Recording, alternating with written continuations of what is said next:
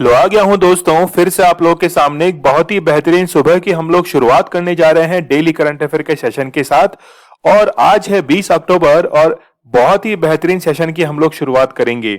अभी आप लोग को पता होगा कि हम लोग अगस्त मंथ का रिवीजन लेकर चल रहे हैं और आगे भी हम लोग इस रिवीजन को कंटिन्यू रखेंगे। आप लोग मुझे इंस्टा पर फॉलो कर सकते हैं, जो भी आपकी क्वेरीज है वो मुझे पूछ सकते हैं। इसके साथ में ही लेक्चर की पीडीएफ विद आंसर्स आप लोगों को दीपक इंदौरा ऑफिशियल टेलीग्राम चैनल पर अवेलेबल करवा दी जाती है।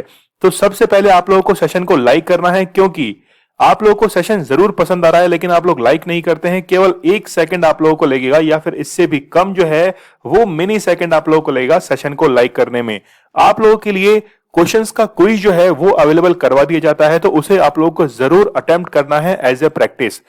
सबसे पहले न्यूज ऑफ द डे की हम लोग बात कर लेते हैं। रिसेंटली इंडिया और यूके के बीच में एक मीटिंग जो है वो कंडक्ट करवाई गई है, जिसे कहा जा रहा है डायलॉग। और वो किस फील्ड में है? वो है मैरीटाइम फील्ड के अंदर। इंडो पैसिफिक जो रीजन है, यहां पर कई देश अभी काफी आतुर हैं अपनी ताकतों को बढ़ाने के लिए, शक्तियों को बढ़ाने के लिए। जैसे आप लोग को पता होगा कि चाइना जो है वो भी कई बार कोशिश करता है श्रीलंका के अंदर और भी कई पोर्ट निर्मित करने की, म्यांमार में, पाकिस्तान के अंदर, जैसे पाकिस्तान में ग्वादर बंदरगाह है, इसके साथ में ही हम्बन टोटा जो है वो श्रीलंका के अंदर है।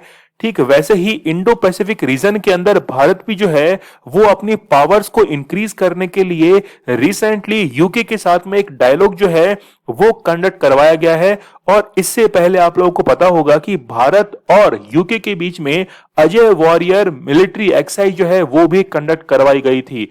इसीलिए भारत जो है वो चाहता है कि इंडो पैसिफिक रीजन के अंदर वो अपनी ताकतें जो है उसको इंक्रीज करे। तो ये तो आप लोगों के लिए पहली न्यूज है। चलिए दूसरी न्यूज की तरफ हम लोग बढ़ लेते हैं।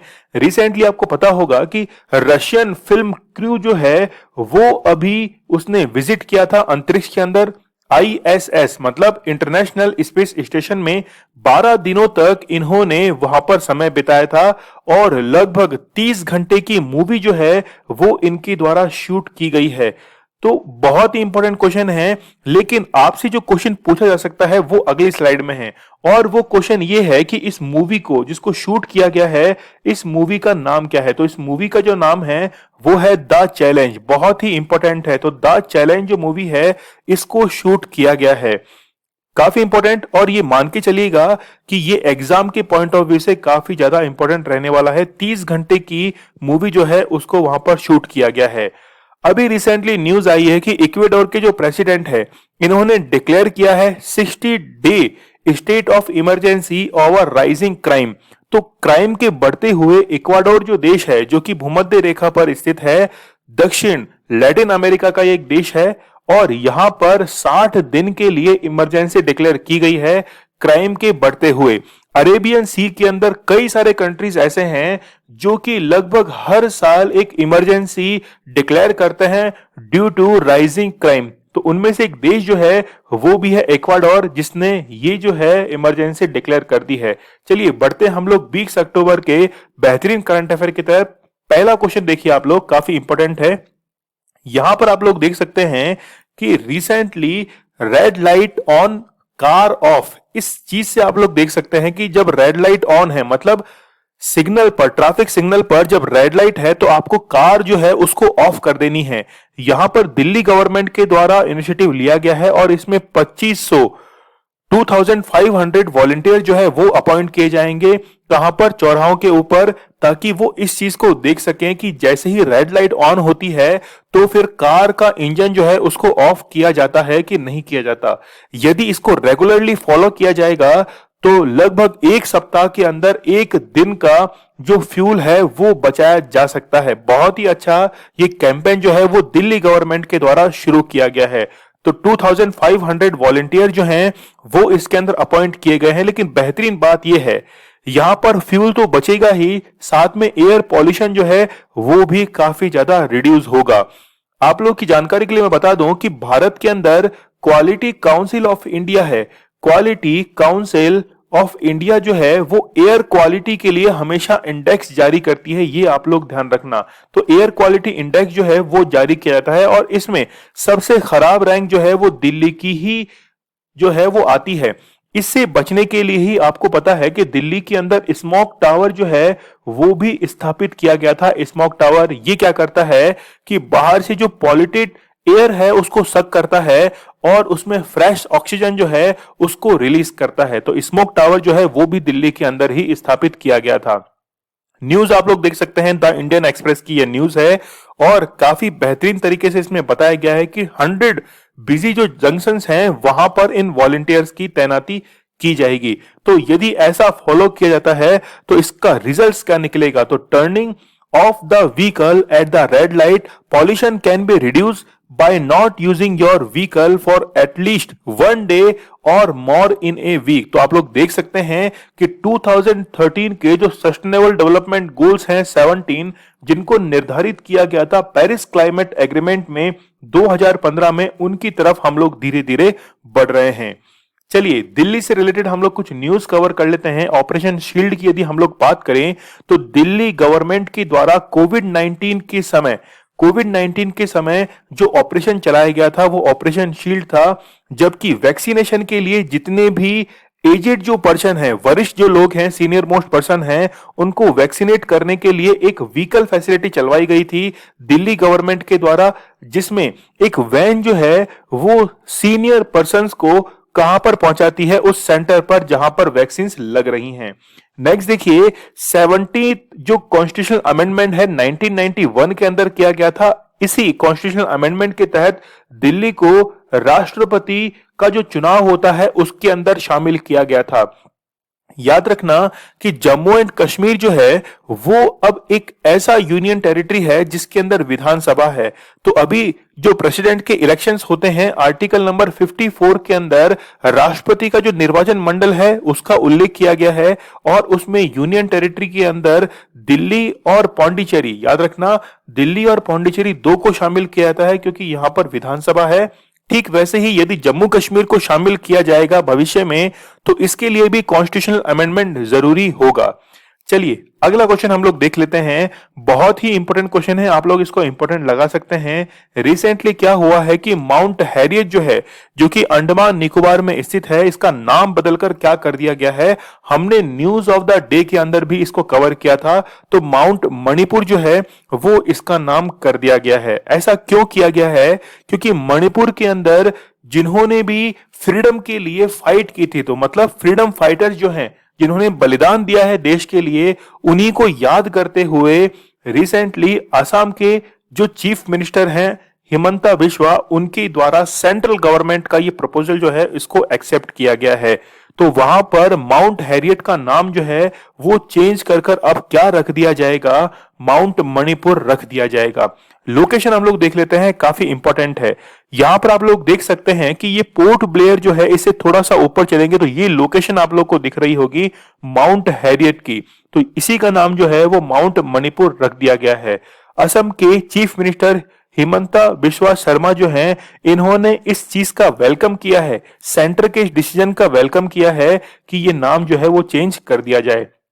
न्यूज आप लोग देख सकते हैं अंडमान के बारे में कि अंडमान के जो एमपी हैं वो डिमांड कर रहे हैं withdraw of 7 day quarantine rule in great Nicobar island. तो वहां पर 7 दिन का जो क्वारंटीन रूल है इसको वापस से क्या किया जाए? विड्रॉ किया जाए। कुछ नाम जो चेंज किए गए हैं, हबीबगंज रेलवे स्टेशन का नाम कर दिया गया है अटल जंक्शन। झांसी रेलवे स्टेशन जो है इसका नाम कर दिया गया है क्या? वीरांगना महारानी लक्ष्मीबाई। तो आप लोग ये नाम जो है वो जरूर याद रखना, एग्जाम के अंदर जरूर पूछे जाते हैं।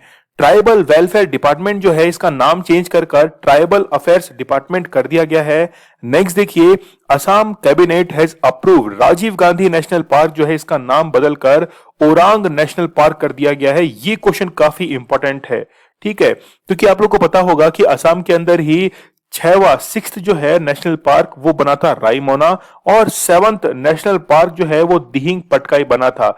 फिर देखिए मिड डे मील स्कीम जो है इसका नाम बदलकर पीएम न्यूट्रिशन स्कीम कर दिया गया है, और ये मिड डे मील स्कीम 1995 के अंदर शुरू की गई थी। ईयर जरूर याद रखना। पीवी नरसिम्हा राव जो थे वो हमारे प्रधानमंत्री थे और इन्हीं के काल में मिड डे मील स्कीम को लॉन्च किया गया था। अगला क्वेश्चन देखिए, recently one ship to another ship के अंदर एलपीजी जो है इसको ट्रांसफर किया गया है, और ये भारत के अंदर पहली बार हुआ है, और ये किया गया है Bharat petroleum corporation limited BPCL के द्वारा।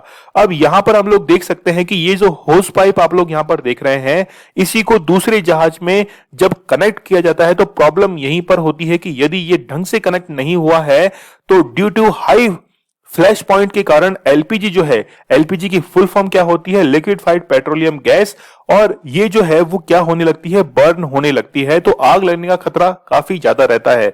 इसके साथ में ही जब किसी गैस को लिक्विड के अंदर कन्वर्ट किया जा रहा है तो फिर हाई प्रेशर जो है वो इसके अंदर मेंटेन किया जाता है, जिसके तहत वो जो गैस है वो किस में कन्वर्ट होती है, लिक्विड के अंदर कन्वर्ट होती है, और फिर उस सिलेंडर के अंदर उसको भर दिया जाता है ताकि इजीली इसका ट्रांसपोर्ट किया जा सके। तो एक सिलेंडर के अंदर गैस तो होती ही है, लेकिन मैक्सिमम पोर्शन जो है वो इसका लिक्विड फॉर्म के अंदर रहता है। रीजन मैंने आपको बता ही दिया है कि इजीली ट्रांसफर करने के लिए ही ऐसा किया जाता है। तो रिसेंटली बीपीसीएल के द्वारा भारत के अंदर पहला श्यामा प्रसाद मुखर्जी पोर्ट पर वेस्ट बंगाल के अंदर जो स्थित है वहां पर ये ऑपरेशन जो है वो कंडक्ट करवाया गया है। बेसिकली इसमें क्या किया गया है, 17 घंटे के अंदर 23,051 मेट्रिक टन जो है गुड्स मतलब फ्यूल जो है इसको क्या किया गया है, one ship to another ship के अंदर ट्रांसफर किया गया है। चलिए बढ़ते हम लोग, भारत के अंदर पहला क्या हुआ है, India first cattle genomic chip जो है इंडिजाओ, ये किसके द्वारा लॉन्च की गई है, डॉक्टर जितेंद्र सिंह के द्वारा। इसके साथ में ही भारत का पहला ई व्हीकल फ्रेंडली हाईवे जो है दिल्ली चंडीगढ़ हाईवे, ये भी विकसित किया गया है। यहां पर आप लोग इसका मीन्स जरूर समझिएगा कि जब किसी हाईवे पर चार्जिंग पॉइंट जो है वो अवेलेबल करवा दिए जाते हैं, उसी को हम लोग कहेंगे कि वो ई व्हीकल फ्रेंडली हाईवे बन चुका है। इंडिया फर्स्ट स्मोक टावर जो है वो अभी हम लोग बात भी कर रहे थे कि दिल्ली के अंदर स्थापित किया गया है। भारत की पहली पूर्ण टैक्सी जो है वो नोएडा के अंदर स्थापित की गई है। इंडिया फर्स्ट 5 स्टार होटल जो है वो गांधीनगर गुजरात के अंदर जो रेलवे स्टेशन है वहीं पर इसको निर्मित किया गया है। तो ये भी क्वेश्चन जो है वो काफी इंपॉर्टेंट है। ठीक है, तो ये जो फर्स्ट वाले क्वेश्चन होते हैं ये वनडे एग्जाम्स के लिए काफी इंपॉर्टेंट रहते हैं। चलिए अगला क्वेश्चन देखिए, अंतर्राष्ट्रीय गरीबी उन्मूलन दिवस 2021 कब मनाया गया है, तो 17 अक्टूबर को ये जो है वो सेलिब्रेट किया गया है। बेसिकली इसको सेलिब्रेट करने का या फिर मनाने का रीजन क्या है कि जो पॉवर्टी है इसको कैसे यहां से रिमूव किया जाए।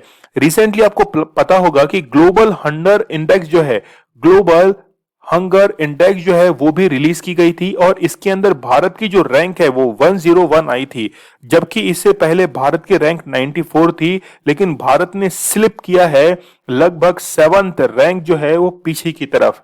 तो यहां पर हम लोग देख सकते हैं कि हंगर इंडेक्स में हम लोग काफी पीछे हैं और पाकिस्तान, बांग्लादेश, नेपाल जैसे कंट्री जो है वो भारत से आगे हैं। भारत के द्वारा ग्लोबल हंगर इंडेक्स को सिरे से खारिज किया गया, लेकिन फिर भी आपको एग्जाम के पॉइंट ऑफ व्यू से ये रैंक जो है वो तो जरूर याद रखनी है। ऑब्जेक्टिव क्या है इसका, कि ऑब्जेक्टिव ये है कि राइज अवेयरनेस, अवेयरनेस मींस हम लोग कह सकते हैं जैसे वेस्टिंग है।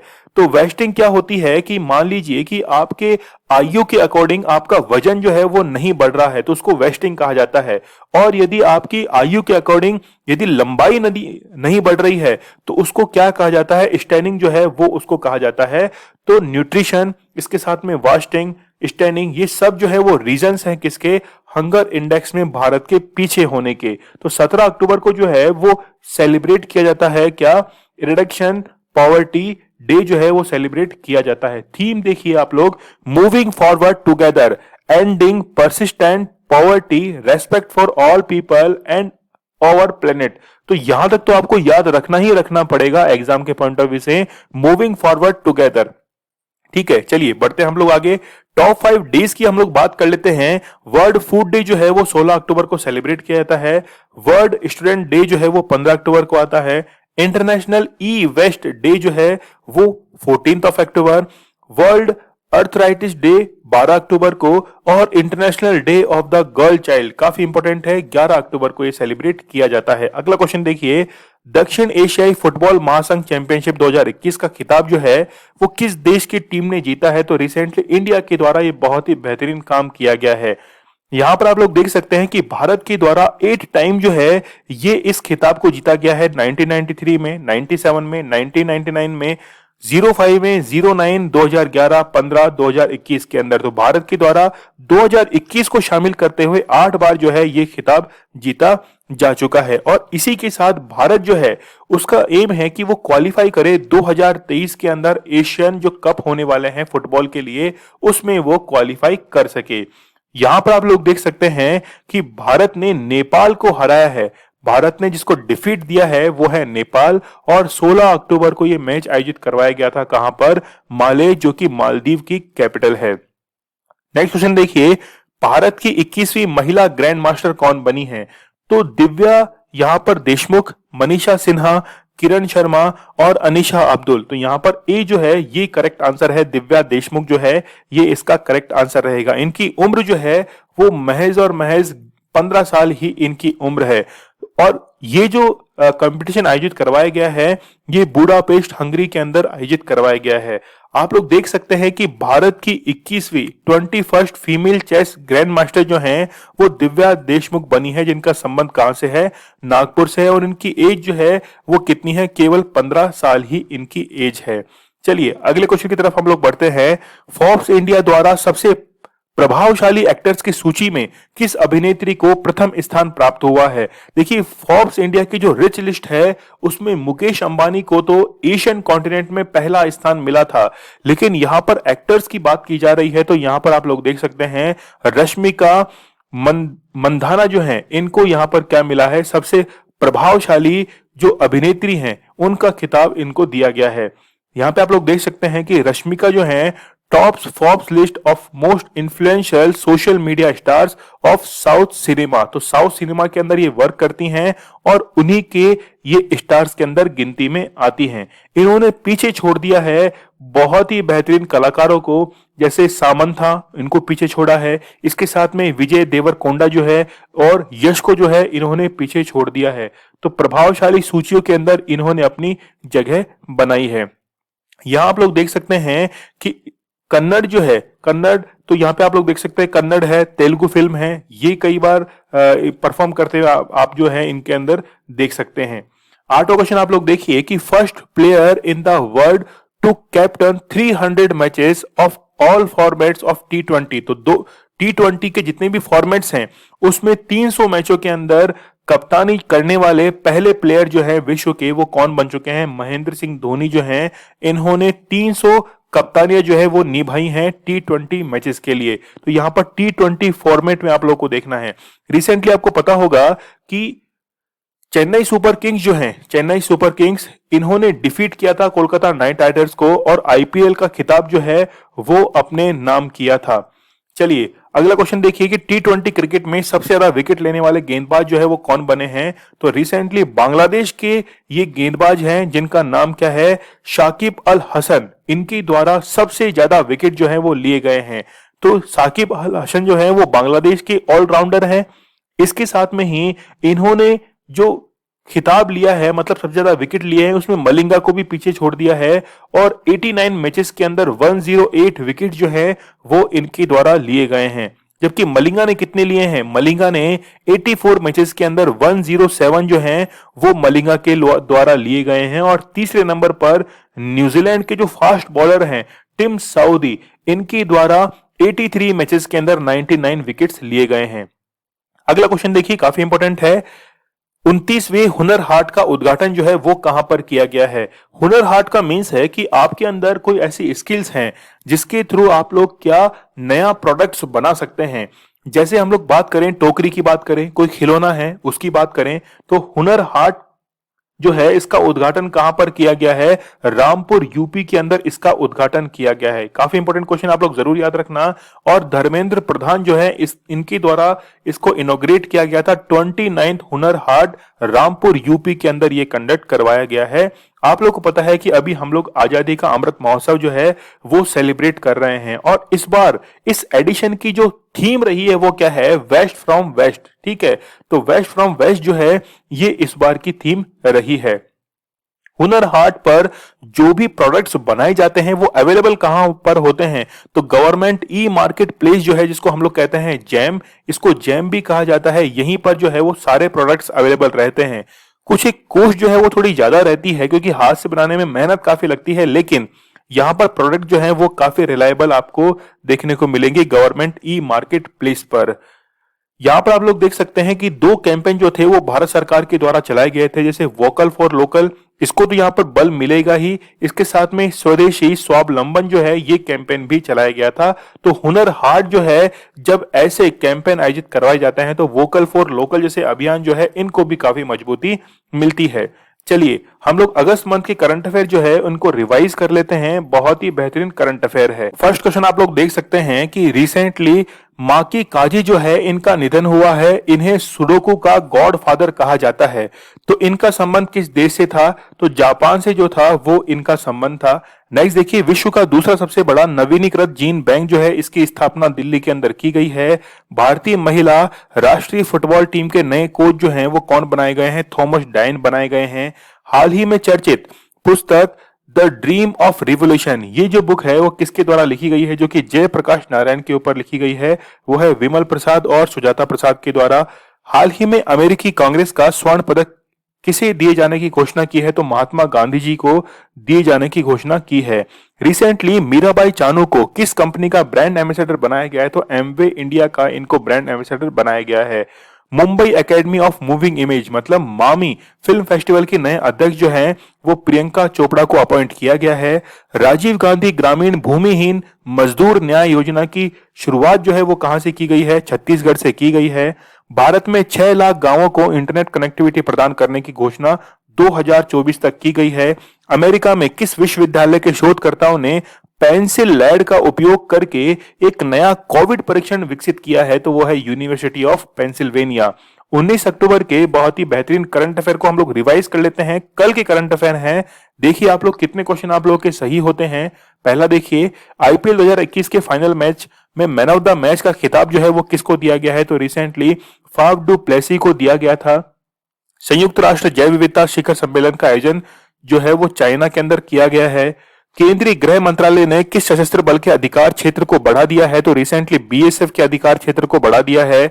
ईपीएलआई बॉन्ड जो है ये डिजिटल संस्करण का शुभारंभ किसने किया है? तो रिसेंटली इंडिया पोस्ट जो है इनके द्वारा इसको शुरू किया गया है। किस राज्य की सरकार ने शिक्षण संस्थानों में आरोग्य वाटिका लगाने की घोषणा की है? तो वो है यूपी गवर्नमेंट।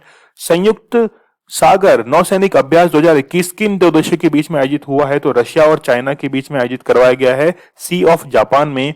रोपवे सेवाओं का उपयोग करने वाला भारत का पहला शहर जो है वो वाराणसी बन चुका है। यूफिल नामक स्वचालित ईंधन भरने वाली तकनीक को किस कंपनी ने विकसित किया है? तो वो बीपीसीएल के द्वारा किया गया है। यहाँ पर आप लोग देखिए कि जी सतीश रेड्डी जो हैं इन्होंने हाल ही में केंद्र विश्वविद्यालय में कलाम विज्ञान और प्रौद्योगिकी केंद्र की स्थापना की है और वो किसमें की है? जम्मू सेंट्रल यूनिवर्सिटी के अंदर। 18 अक्टूबर 2021 से 4 दिवसीय अंतर्राष्ट्रीय सौर गठबंधन महासभा की कौन सी बैठक शुरू हुई है? तो फोर्थ बैठक जो है, फोर्थ मीटिंग ये शुरू की गई है। ये कल का हमारा स्टडी ग्लोस क्वेश्चन था कि भारत ने इजराइल से 4 ड्रोन खरीदने का समझौता किया है, तो इसका नाम क्या है? तो हेरोन जो है ये इसका नाम है। और यहाँ पर आप लोग देख सकते हैं पीयूष कुमार के द्वारा काफी अच्छा इलेबोरेटेड आंसर जो है वो इनके द्वारा दिया गया है। हेरोन ड्रोन जो है वो हम लोग कहां से परचेज कर रहे हैं, या हम लोग कहें कि लीज पर ले रहे हैं। बेसिकली हेरोन ड्रोन्स को लीज पर लिया जा रहा है। आज आप लोगों के लिए स्टडी ग्लोस क्वेश्चन है कि विंटर ओलंपिक 2022 का आयोजन जो है वो किस कंट्री के अंदर किया जा रहा है? इस क्वेश्चन का आंसर मुझे आप लोगों को कमेंट सेक्शन में देना नहीं भूलना है। आप लोग मुझे इंस्टा पर फॉलो कर सकते हैं, जो भी आपकी क्वेरीज है मुझे आप लोग पूछ सकते हैं। इसके साथ में ही लेक्चर की पीडीएफ विद आंसर्स आप लोगों को दीपक इंदौर ऑफिशियल टेलीग्राम चैनल पर अवेलेबल करवा दी जाती है, और जो भी क्वेश्चंस हम लोग कवर करते हैं तो उनका क्विज भी आप लोगों के लिए अवेलेबल करवा दिया जाता है। तो आप लोगों को सेशन को लाइक करना है, क्योंकि 1 सेकंड लगता है सेशन को लाइक करने में, और इससे जो है वो थोड़ा हौसला अफजाई होती है। लेकिन शेयर तो आप लोग वैसे ही नहीं करते हैं, तो ये रीजन मेरे समझ में नहीं आया कि आप लोग शेयर क्यों नहीं करते हैं। चलिए, स्टडी ग्लोस आप लोगों के लिए बहुत ही बेहतरीन कंटेंट लेकर आता है। नॉलेज इज पावर, ये हमारी टैगलाइन है। तो चलिए कल मिलते हैं हम लोग बहुत ही बेहतरीन लेक्चर के साथ। तब तक के लिए धन्यवाद। Thank you.